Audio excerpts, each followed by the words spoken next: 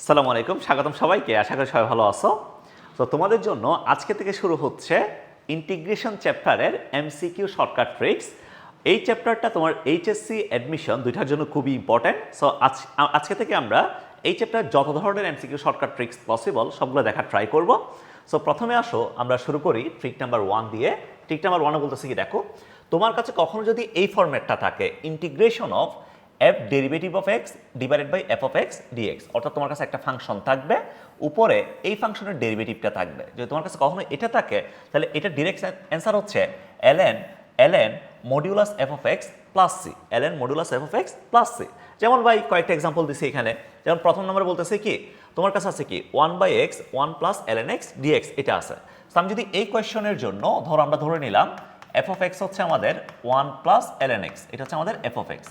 ওকে, so আমি যদি এখান থেকে ভাই এফ ডেরিভেটিভ অফ এক্স বের করি, তাহলে এখান থেকে কত আসবে বলো তো? 1 এর ডেরিভেটিভ হচ্ছে 0 আর ln x এর ডেরিভেটিভ হচ্ছে 1/x, এটা আসবে। তাহলে এখন তুমি চিন্তা করো, তোমার এই জায়গায় 1/x আছে, এই যে 1/x আছে, তাহলে এটা এফ ডেরিভেটিভ অফ এক্স, আর 1 প্লাস ln x এটা হচ্ছে এফ অফ এক্স। তাহলে এখন আমি এটাকে লিখতে পারি, তাহলে এই জিনিসটার জন্য আমরা অ্যান্সার লিখতে পারি এক নাম্বারের।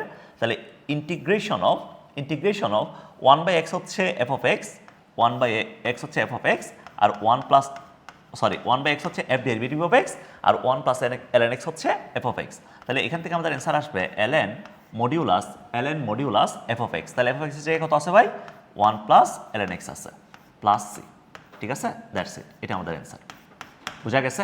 এরপর আসো 2 নম্বরটাতে কি বলেছে দেখো। 2 নম্বরটাতে বলতেছে e to the power x minus e to the power minus x, এরপর e to the power x plus e to the power minus x dx, এটা তোমাকে দেওয়া আছে। তো এটা সমান অ্যান্সারটা কত, এটা বের করতে বলছে।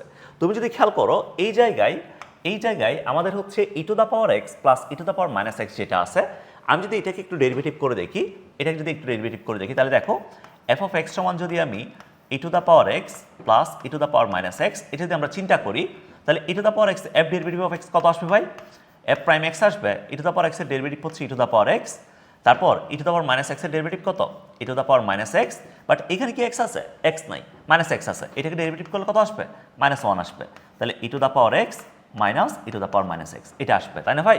তাহলে এখন আমরা দেখতেছি, তাহলে উপরে যেটা আছে এটা হচ্ছে এফ ডেরিভেটিভ অফ এক্স, আর নিচেরটা হচ্ছে এফ অফ এক্স। তাহলে এটার অ্যান্সার কত আসবে?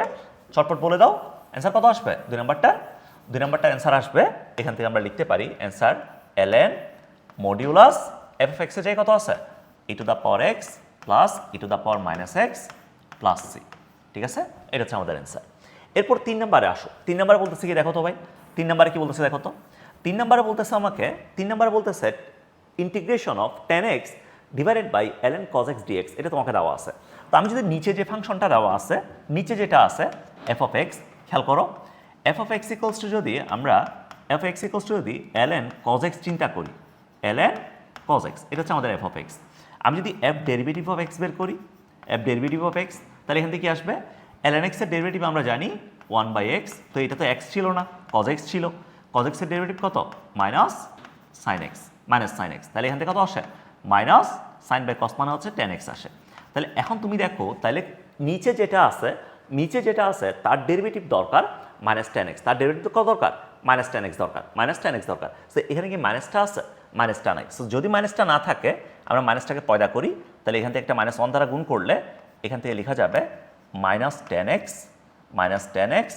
Divided by ln cos x। এখন দেখো তো ফরম্যাটটা পুরোপুরি আমার যেটা দেওয়া ছিল ওই ফরম্যাটের মধ্যে আছে কিনা? ফরম্যাটের মধ্যে আছে। তাহলে আমাদের রেজাল্ট কি আসবে?